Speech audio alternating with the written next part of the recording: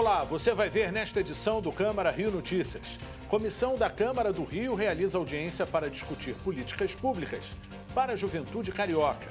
Uma lei aprovada na Câmara do Rio pune supermercados que não realizarem a higienização de cestas e carrinhos. E no Dia Internacional contra a Homofobia, você vai conhecer detalhes de leis do Parlamento Municipal que garantem direitos à população LGBTQ+.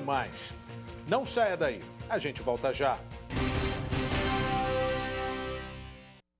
A gente começa essa edição do Câmara Rio Notícias falando de uma reunião entre vereadores do Rio e representantes de movimentos jovens para discutir maneiras de evitar a evasão escolar e facilitar o acesso ao mercado de trabalho. Foi a primeira audiência pública da Comissão Especial da Câmara que trata do assunto. O Conselho Nacional da Juventude, em parceria com institutos de pesquisa, realizou um levantamento sobre trabalho, educação e renda de jovens entre 15 e 29 anos no país. Mais de 80 mil pessoas foram ouvidas. O relatório mostra que 43% pensam em abandonar os estudos. Quando a gente pergunta, olha, por que abandonou a escola? A primeira resposta dos jovens foi, precisei ganhar dinheiro. A segunda resposta foi não conseguir conciliar estudo e trabalho. O representante do Conselho da Juventude do Estado do Rio destacou o projeto de lei aprovado recentemente na Alerj para a criação do Fundo Estadual da Juventude. O fundo receberá 6% dos recursos do Programa de Combate à Pobreza para fomentar políticas públicas para jovens no Estado. A maioria dos jovens hoje estão nas comunidades aqui na capital, na Rocinha, na Maré, no Alemão. E a gente sabe que as políticas públicas não chegam efetivamente para essa juventude. Eu acho que o nosso desafio hoje é pensar como a gente consegue chegar nesses jovens. O Rio tem cerca de 1,5 milhão de habitantes considerados jovens. Cerca de 30% dessas pessoas têm entre 20 e 24 anos. A maioria é considerada preta, parda e moradora de comunidade. Nós temos hoje 2 grandes programas já lançados. Um deles é o Emprega Juve, que busca auxiliar a juventude na reinserção no mercado de trabalho e na geração das primeiras oportunidades, pensando no eixo de mercado de trabalho formal e empreendedorismo. Dentro disso, nós já lançamos o edital Favela Inova, o edital Favela Empreendedora. São 2 grandes editais que buscam auxiliar e fomentar jovens empreendedores na cidade do Rio de Janeiro, em especial os jovens de periferia, que são aqueles mais afetados nesse momento. O atual cenário empurra a juventude cada vez mais para a informalidade. A cada 6 jovens, 1 ficou desempregado durante a pandemia. A crise nas universidades públicas do país também vem contribuindo para aprofundar o cenário de incerteza na educação desses jovens. A vida não parou, né? Nossa cidade já está aí com um monte de coisa aberta e a galera, para se formar, precisa de atividades complementares. E muitas dessas atividades complementares passam por espaços físicos, que já voltaram a funcionar e que a galera precisa acessar. A Comissão Especial de Políticas Públicas para a Juventude quer marcar uma nova audiência para tratar de temas relacionados ao trabalho e renda desses jovens. A ideia é dialogar com essa juventude, né? Ainda mais o jovem que é o nem, né? O que não faz nada, que que não acontece nada, não está nem aqui nem ali. Então, é o cara que tem um caminho, que acha que o caminho do tráfico, o caminho das drogas é um caminho mais fácil. E a ideia é dialogar com esse público. A gente fala muito de primeira infância, desde a primeira infância, dignidade desde o começo da vida na nossa atuação parlamentar, porque a gente sabe que essa dignidade é que vai garantir que a gente tenha juventudes cada vez mais potentes dentro das suas possibilidades. A gente sabe que o desafio de equidade é gigante, a gente sabe que o desafio de combater desigualdades também, mas a gente também deve acreditar sempre na potência das pessoas que estão vivendo esse tempo social tão importante quanto a juventude para estarem com a gente aqui no centro do debate político e também no centro da proposição. Confira agora a agenda desta semana do Legislativo Carioca. Nessa terça-feira acontece uma reunião da Comissão Especial criada para acompanhar as condições da população em situação de rua. Entre os pontos em discussão estão o censo e as ações voltadas à população de rua. Vai ser às 10 da manhã, em ambiente virtual.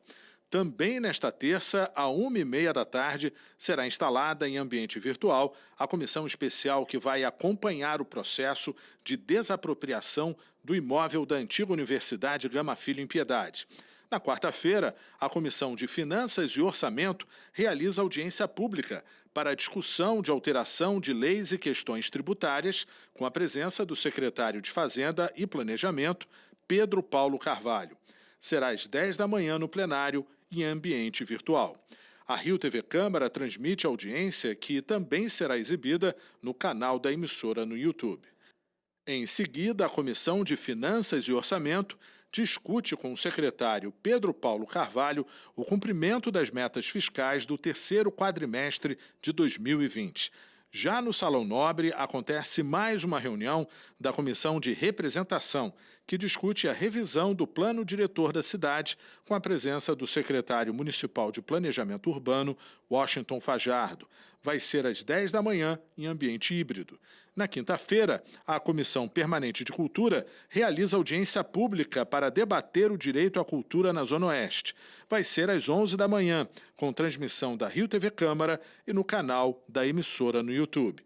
Já na sexta-feira, acontece uma audiência pública da Comissão Especial que analisa as relações do poder público com o Carnaval. Na ocasião, vai ser discutido o caderno de encargos do Carnaval 2022. Vai ser às 2 da tarde, em ambiente virtual. A Rio TV Câmara transmite o evento, que será exibido no canal da emissora no YouTube. E às 6h30 da noite, a Frente Parlamentar contra a Fome e a Miséria na cidade do Rio realiza reunião para discutir o cronograma de trabalho. Agora a gente fala sobre a vacinação contra a Covid-19. Um novo ponto para aplicação de vacinas foi inaugurado nesta segunda-feira na Zona Oeste da cidade. O novo ponto funciona no Espaço Hall Antigo Barra Music e é resultado de uma parceria entre a Prefeitura do Rio e a ONG norte-americana COR. O novo local de vacinação vai funcionar de segunda a sexta-feira, das 8 da manhã às 5 da tarde. A população de Jacarepaguá pedia mais um ponto, pedia um grande local para poder fazer uma vacinação mais ampla. E a gente aqui está dentro do Gardênia Azul, né? Então, na verdade, a comunidade agradece. Hoje, os primeiros vacinados eram do Anil, do Gardênia. Então, isso mostra que, podendo vir aqui a pé, é muito mais fácil e as pessoas estavam precisando disso. Nessa segunda-feira, foram vacinados homens de 45 anos com comorbidades. A meta da Prefeitura é vacinar até o fim do mês 30% da população carioca. A Prefeitura do Rio acelerou o calendário de comorbidade, então vão ser 10 anos por semana, começando com 45 essa semana e finalizando com 35, e na próxima semana de 35 a 18 anos. A gente espera vacinar aproximadamente 30 mil pessoas por dia com a primeira dose da vacina, encerrando aí o final desse mês de maio com todo o grupo de comorbidades vacinado. Daniel Soranza afirmou também que deve concluir até o fim dessa semana a aplicação da segunda dose da vacina Coronavac. Depois de imunizar o grupo de comorbidades, a Prefeitura retoma o calendário de vacinação por idades e prevê que até o fim de outubro toda a população com idade a partir de 18 anos esteja imunizada. E a campanha de vacinação contra a gripe na cidade do Rio iniciou uma nova fase nesta segunda-feira. Começaram a ser imunizados idosos a partir de 80 anos. A vacinação será segmentada por idade até o dia 14 de junho. Nessa etapa, serão vacinadas pessoas com 60 anos ou mais, respeitando a faixa etária por semana. Uma lei aprovada na Câmara do Rio prevê que estabelecimentos como supermercados e farmácias sejam multados se não realizarem a higienização de cestas e carrinhos. Você já imaginou quantas pessoas entram e saem dos mercados todos os dias? De acordo com pesquisa feita pela Associação de Supermercados do Estado do Rio de Janeiro, por causa da pandemia da Covid-19, 84% dos consumidores estão procurando fazer as compras apenas uma vez ao mês. 10% vão 2 dias e 6% semanalmente. Uma outra preocupação que os consumidores precisam ter é em relação à limpeza dos carrinhos e das cestas. É importante evitar os enferrujados e descascados. A dona Cristina está atenta aos protocolos de higiene. Eu acho, desde sempre, a higienização muito importante. Com a pandemia, passou a ser mais importante ainda, porque milhares, dezenas de pessoas por dia, né? Milhares não, mas dezenas de pessoas por dia tocam os carrinhos, né? A Associação de Supermercados do Estado do Rio de Janeiro criou um protocolo de higienização para garantir a proteção ao consumidor. Uma pesquisa recente lançada pela associação demonstrou que 88% dos nossos consumidores se sentem seguros em nossas lojas. Então, nós reafirmamos que esses protocolos vieram para ficar e logo após a pandemia nós também continuaremos exercendo esses protocolos em nossas lojas para que os nossos clientes sempre se sintam mais seguros. A higienização de carrinhos e cestas precisa ser feita a cada 24 horas ou em menor período se houver necessidade. A iniciativa, aprovada na Câmara, propõe multa de R$ 2.000 para quem descumprir a ordem. Esse projeto dispõe a obrigatoriedade dos supermercados, farmácias e afins de higienizarem os carrinhos e as cestas que são utilizadas pelos clientes, né, para fins de prevenção a qualquer tipo de doença. Obviamente, com essa questão da pandemia e do Covid, isso ficou muito mais notório, a importância disso, e esse projeto já era uma ideia nossa já muito antes da pandemia. Eu acho que é muito importante para a cidade e a gente está preservando a saúde da população. E você vai ver no próximo bloco. O projeto aprovado na Câmara do Rio prevê que pais e mães façam um treinamento de primeiros socorros em maternidades e hospitais antes da alta dos bebês. Agentes da Secretaria de Ordem Pública interromperam uma festa que acontecia de forma irregular na zona sul da cidade. A festa acontecia em uma boate de Botafogo. Quando os fiscais chegaram, cerca de 70 pessoas estavam no local. O público foi dispersado e o responsável pelo evento acabou multado por violação de medida sanitária. Em 9 dias de fiscalização das medidas restritivas adotadas pela Prefeitura do Rio, a Secretaria de Ordem Pública registrou mais de 11.000 autuações. 357 multas foram aplicadas a bares, restaurantes e ambulantes e 21 estabelecimentos foram interditados por desobediência ao decreto municipal. E a Prefeitura do Rio anunciou que vai multar em R$ 14.000 a administração do Maracanã por infração sanitária gravíssima. É que no Fla-Flu do último sábado, 148 convidados assistiram ao jogo no estádio. A Secretaria Municipal de Saúde explicou que não houve pedido de liberação para a presença dos convidados e que eles não realizaram testes de Covid-19.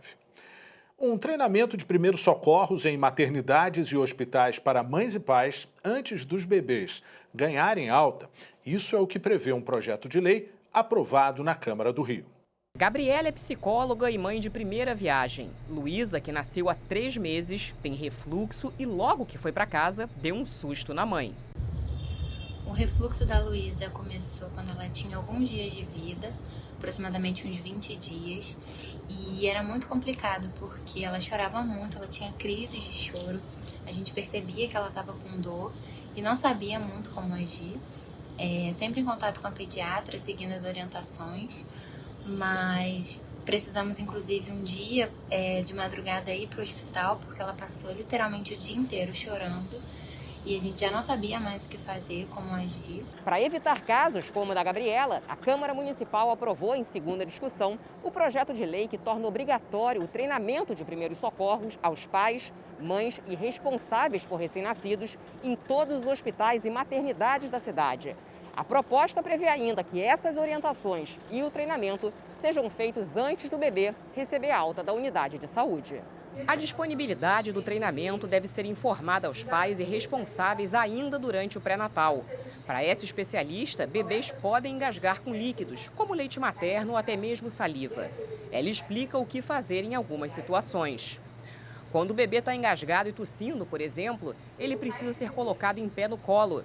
Você deve esperar ele tossir até desengasgar. Caso isso não aconteça e ele fique roxo, é preciso fazer uma manobra de desobstrução.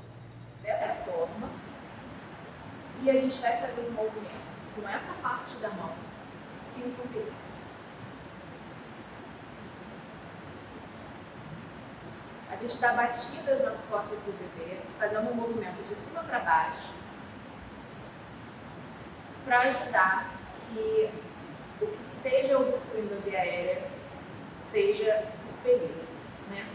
Érica alerta que é preciso ficar atento à resposta do bebê e pedir ajuda o mais rápido possível.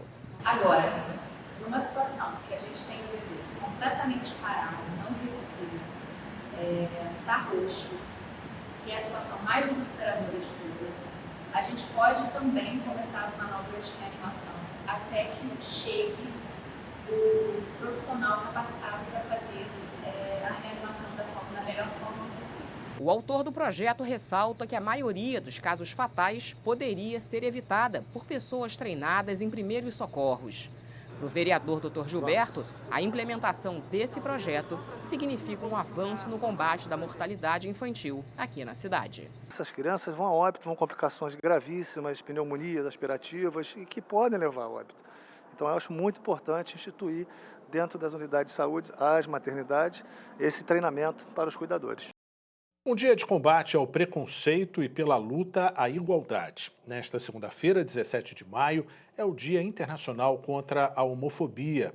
Uma data que serve também para relembrar o trabalho da Câmara Municipal para assegurar os direitos da comunidade LGBTQ+. O registro feito pelo celular é da união civil da Gabriela e da Pamela. Eu vos declaro casadas. Meus parabéns. Uma cena que só se tornou possível para milhares de casais homossexuais no Brasil a partir de 2013. Uma conquista que foi celebrada junto da família e dos amigos. Mas a gente sabe que é um privilégio nosso. A gente sabe que é um ponto positivo que a gente vivencia, mas que muita gente ainda, infelizmente, não pode vivenciar. Então, a gente tem amigos, né, que ainda não conseguem falar abertamente sobre isso dentro de casa, que precisam esconder a sua orientação sexual no trabalho, e com isso eles acabam escondendo também quem eles são. A adoção também era um desejo de muitos casais homossexuais, mas até bem pouco tempo isso não era possível. Somente em 2015 esse direito foi reconhecido pelo Supremo Tribunal Federal. E foi assim que o Benjamin e o Louis, que são franceses e estão casados há mais de 20 anos, conseguiram realizar o sonho de serem pais do Vinícius. Mas isso não impediu que o casal passasse por uma situação desagradável quando tentavam embarcar com o filho no aeroporto. Quando eu dei as passagens e as passaportes e o certidão de nascimento, que ele vi que o Vinícius estava no meu colo, porque o Vinícius estava bebezinho, né? Eu acho que ele nem estava com 1 aninho. Ele falou, cadê a mãe dele? Eu falei, ele não tem mãe, ele tem 2 pais. Ele me respondeu assim na minha frente, não existe. Uma criança tem um pai e uma mãe. Eu falei, não. O Vinícius tem 2 pais. Não é possível. Eu falei, aqui tem o certidão de nascimento dele. Eu falei, não. Esse certidão de nascimento não é verdade. É falso. Está escrito na Declaração Universal dos Direitos Humanos. Todas as pessoas nascem livres e iguais. Mas, infelizmente, essa premissa, estabelecida pela Organização das Nações Unidas em 1948, não é respeitada até hoje. Discriminação, que seja homofóbica, racista, isso não devia existir. Estamos em 2021. Isso não devia existir mais. O 17 de maio é o Dia Internacional contra a Homofobia, uma data que representa a luta contra um preconceito ainda enraizado em diversas sociedades, principalmente aqui no Brasil. O país é o que mais mata homossexuais no mundo.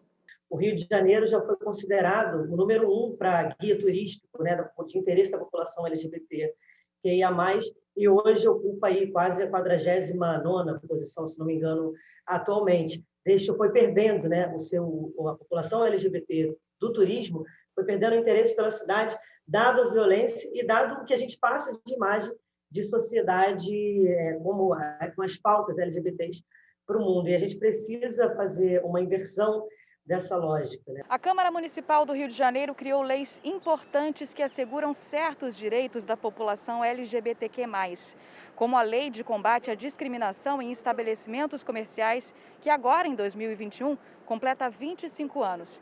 E uma outra lei mais recente, de 2018, que assegura a travestis, mulheres transexuais e homens trans o direito ao uso do nome social. E em comemoração ao Dia Internacional contra a Homofobia, a Câmara do Rio ganhou uma iluminação especial. Luzes com as cores do arco-íris iluminaram a fachada do Palácio Pedro Ernesto, sede do Legislativo Municipal. A homenagem começou às 6 da tarde e chamou a atenção de quem passava pela Cinelândia. E o Câmara Rio Notícias de hoje fica por aqui. Acompanhe a nossa programação em câmara.rio e também nas redes sociais. Obrigado pela companhia e até a próxima.